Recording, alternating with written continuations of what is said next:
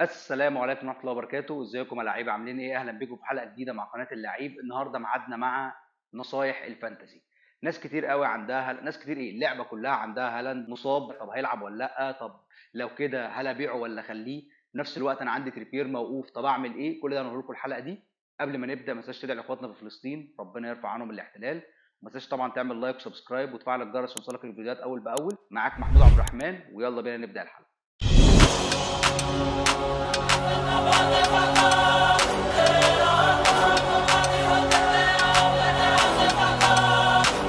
في البدايه خلينا نتكلم على ايرلينج هالاند لو عندك بودره تنزل لك من على الدكه يعني ابدا بيه اساسي، ولو ما لعبش خلاص وظبط بقى. يعني لو انت عايز تكابتنه خلاص كابتنه وظبط بقى الفايس يبقى على صلاح او على اي حد انت عايز تكابتنه. طيب لو انت ما عندكش بدله شوف الاولويه في الترانسفيرز، بس لو كده لا بيع ايرلينج هالاند، وانا هقول لك على 5 بدلاء في الحلقه دي تجيبهم مكان ايرلينج هالاند. طيب على الناحيه الثانيه تريبير موقوف، طب مش هلعب الماتش الجاي، طب اعمل ايه مع تريبير؟ طب اخليه على الدكه؟ نفس الكلام برضو اللي قلناه على ايرلينج هالاند. لو انت عندك بديل ينزل لك من على الدكه خلاص مفيش مشكله. طب لو انا عندي هالاند وتريبير، لا ركز معايا بقى في الحلقه دي عشان هنقول بدلاء كويسين قوي.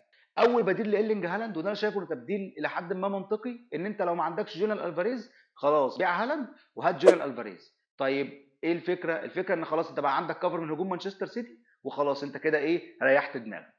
طيب ايه لعيب جونيور الفاريز؟ ان هو عنده الماتش اللي بعد كريستال بالاس بلانك هيروح يلعبوا في كاس العالم للانديه. تاني بديل هو داروين نونيز. ليفربول ماشيه معاهم بقالهم حبه بيعرفوا يكسبوا، صلاح بيدي فرص كتير لداروين نونيز، فممكن داروين نونيز تيجي معاه في الفتره الجايه، خصوصا ان عندهم الماتش الجاي مانشستر يونايتد في الانفيلد، ويعني ليفربول بتحب الماتش ده قوي، يعني بيعرفوا يكسبوا مانشستر يونايتد. فلو كده ممكن تجيب داروين نونيز عادي جدا. ثالث لعيب معانا هو نيكولاس جاكسون. تشيلسي عندها الفتره اللي جايه ماتشات سهله جدا، الجوله اللي جايه عندهم شيفيلد يونايتد هوم. شيفيلد مش شايفه قدامها، انا شايف ان الماتشات دي عادي جدا ممكن جاكسون يعمل فورمه ويخش في فورمه كويسه جدا ويجيب نقط كتير. رابع لعيب معانا هو دومينيك سولانكي مع بورنموث، برضو بورنموث ماشيه في فورمه حلوه جدا، عندهم الثلاث ماتشات الجايين ماتشات حلوه جدا، ممكن عادي جدا تجيبه بسعر 6.6 مليون عادي جدا بقى، تجيبوا الماتشين دول او الثلاث ماتشات دول وبعد كده تبيعوا لما ايرلينج هالاند يرجع. خامس لاعب معانا وهو ده الهيدلاينر وده اهم واحد هو اولي واتكنز. طبعا احنا شفنا فورمه استون فيلا، هم حاليا ثالث الدوري الانجليزي، انا شايف ان اولي واتكنز اوبشن ممتاز، اوبشن فوق الرائع. انت عادي جدا ممكن تجيبه مكان هالاند لو هو مش عندك في فريقك، وبعد كده عادي جدا ممكن تبقى تحاول تدخل هالاند بقى لما يرجع من كاس العالم للانديه. بس انت الفتره اللي جايه مع فورمه استون فيلا دي لازم يكون عندك اولي واتكنز. طب ده بالنسبه لهالاند، بالنسبه بقى لتريبير هنعمل معاه ايه؟ بص يا سيدي، تريبير زي ما قلت لك في اول حلقه لو انت ما عندكش بديل ليه بيعه، انا عن نفسي هبيعه في فريقي لان ما عنديش بديل ليه. طب مين افضل بدلاء لتريبير؟ اول بديل معانا هيبقى سينيسي بتاع بورنموث.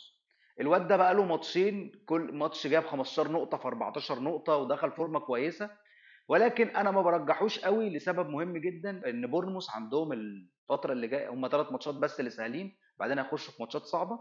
تاني حاجه ان هو فاضل له كارت اصفر واحد ويتوقف، فميزته ان هو رخيص ب 4.4 مليون، بس مش هتروح تضيع تغيير على لاعب ممكن يتوقف لو خد كارت اصفر الماتش اللي جاي. في المركز الثاني معانا ليفي كولويل من تشيلسي. زي ما قلت لك تشيلسي عندهم فيكشرز حلوه قوي الفتره الجايه، فانت عادي ممكن تجيب ليفي كولويل مع الماتشات السهله دي، اكيد هيجيب لك كذا كلين شيت، فعادي هاته مكان تريبير وحطه في فريقك. ثالث لاعب معانا هو باو توريس من استون فيلا. بصراحه استون فيلا يعني عاملين كلين شيت قدام سيتي وقدام ارسنال، والميزه كمان في باو توريس انه لما لعبوا اواي قدام سبيرز باو توريس حط جول. فانا شايف بصراحه ان هو صفقه ممتازه جدا في سعر 4.7، فانت عادي جدا تجيبه.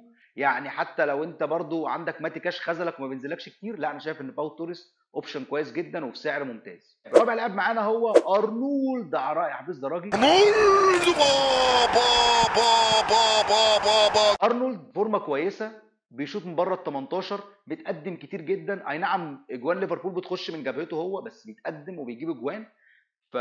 وبيلعب الكورنرات، انا شايف ان ارنولد اوبشن كويس جدا، عيبه الوحيد ان هو ب 8.1 8.1، فاللي هو انت محتاج على تريبير فلوس، فلو انت معكش فلوس تحطها على 8 تريبير لا، ولا كانك شفت ارنولد ده اصلا. خامس مدافع معانا بديل لتريبير وده احسن واحد فيهم من وجهة نظري هو بيدرو بورو الجوله اللي فاتت كان ممكن يطلع بكلين شيت لولا ان هم لبسوا جون في اخر الماتش. بيدرو بورو عنده بوتنشال ممتاز، بيدرو بورو بيشوط على المرمى، بيدرو بورو بيعمل اسيستات، يعني الماتش اللي فات قدام نيوكاسل كان ممكن يطلع باسيستين وجون عادي جدا، الواد بيشوط، الواد جريء، في سعر 5.4 مليون. انا شايف انه اوبشن ممتاز.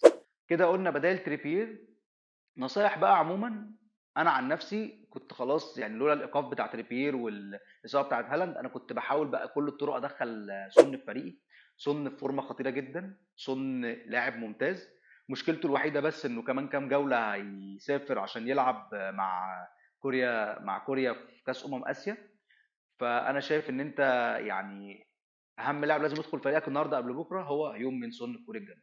وبس كده اللعيبه، دي كانت نهايه الحلقه. ما تنساش بقى تعمل لايك لو الحلقه عجبتك، وضروري تتابعنا على فيسبوك وتويتر وانستجرام وتيك توك، اللينكات موجوده في الديسكريبشن.